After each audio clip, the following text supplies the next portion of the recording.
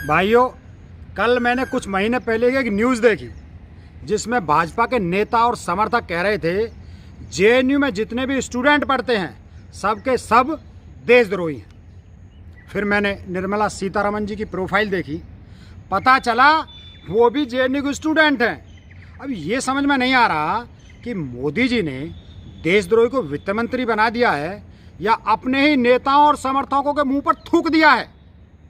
खैर, थूकने और चाटने में तो पूरी पार्टी मास्टर है, इनके लिए कोई बड़ी बात नहीं है। परसों की बात है, मुझे तो टीवी देखकर आश्चर्य हुआ कि इस सरकार में किसी और के गले में आवाज़ है। इसके पहले चमत्कार कभी नहीं देखा। एक साथ 3-4 कठपुतली बैठी थी और ऊपर से बोल भी रही थी।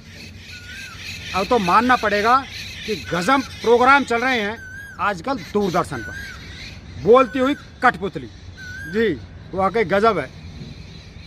प्रोग्राम से याद आया, भाइयों, किसी को पता है आर्थिक प्रोत्साहन पैकेज और राहत पैकेज में क्या फ़र्क होता है?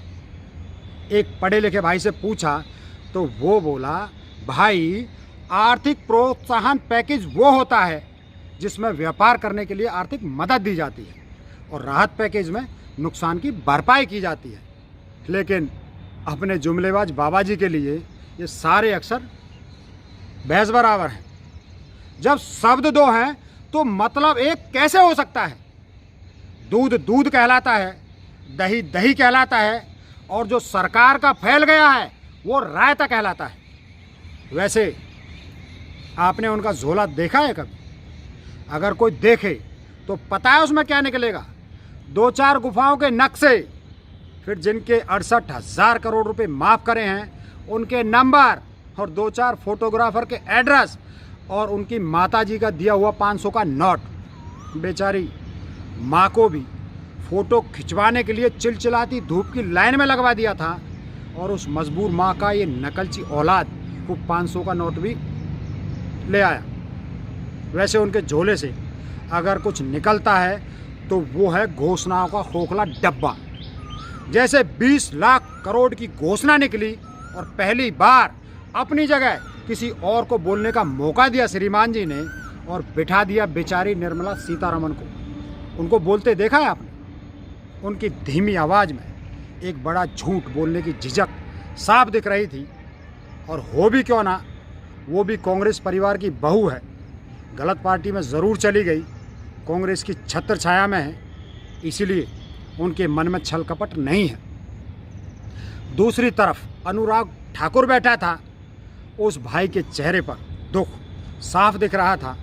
आखिर वो भी देश से झूठ बोलने का पाप कर रहा था, मन पर तो बोझ होगा ही। देश से झूठ बोला गया कि सरकार नागरिकों को 20 लाख करोड़ की मदद कर रही है, जबकि सरकार ने अपने राजकोष से 1 रुपया नहीं दिया। एमएसएमई सेक्टर को 3 लाख करोड़ का लोन देने का वादा किया और लोन मिलेगा उसे जिसने बिजनेस लोन पहले नहीं लिया है। और ये मिलेगा कैसे? बैंक से। बैंक मांगेगी आईटीआर, बैंक ट्रांजैक्शन की स्टेटमेंट और फिर देखेगी आपकी सिविल स्कोर और 2 दिन बाद मना कर देगी, क्योंकि सिविल स्कोर तो सबका पहले ही बर्बाद कर दिया गया है आर्थिक मंदी ने। अब दोनों तरफ से मरेंगे बैंक वाले। सरकार बोलेगी बैंक नहीं दे रहा तो हम क्या कर सकते हैं, और बैंक की मजबूरी ये है कि लोन देना भी और वसूल भी करना है। सरकार ने बैंक को बोलकर अपने हाथ साफ कर लिए, फिर वसूल नहीं होंगे तो मैनेजर की नौकरी चली जाएगी। अब बैंक वाले करें तो क्या करें? भाई, मैं तो सीधी सी बात जानता हूँ, सरकार अगर पैसे देना चाहती है तो इतना झमेला क्यों? सबके बैंक अकाउंट सरकार के पास होते हैं, सबके अकाउंट मंगवाए और एक एक करके सबको भीम एप्लीकेशन से पैसे भेज दे। इसीलिए तो बनाया था ना डिजिटल इंडिया, बिना देर किए तुरंत सबके अकाउंट में पैसे चले जाएं। अब जब नागरिकों को डिजिटल पेमेंट सिखा दिया है तो सरकार ये सुविधा का उपयोग खुद क्यों नहीं कर रही है? इसलिए नहीं कर रही है क्योंकि भाइयों, सब धोखा है। किसी को पैसे नहीं मिलने और किसी को मिले भी तो वो लेगा क्यों? जब वापस भरने हैं तो ले क्यों? मदद तो वो होती है जो वापस नहीं ली जाती, और मदद पर ब्याज भी और मूलधन भी देना होगा, तो मदद कैसी यार?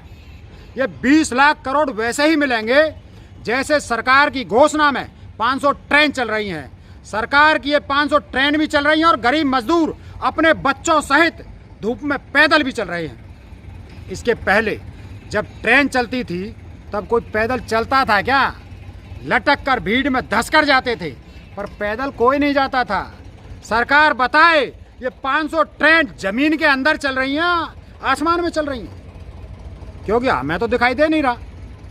मजदूर के पांव के छाले दिख रहे हैं, सड़कों पर कई किलोमीटर के इंसानी सैलाब दिख रहे हैं, बिलखते बच्चे और तिलमिलाती माएँ दिख रही हैं, और अभी भारत माता के चेहरे पर दर्द, आंसू और तकलीफें दिख रही हैं। सिर्फ तकलीफें दिख रही हैं।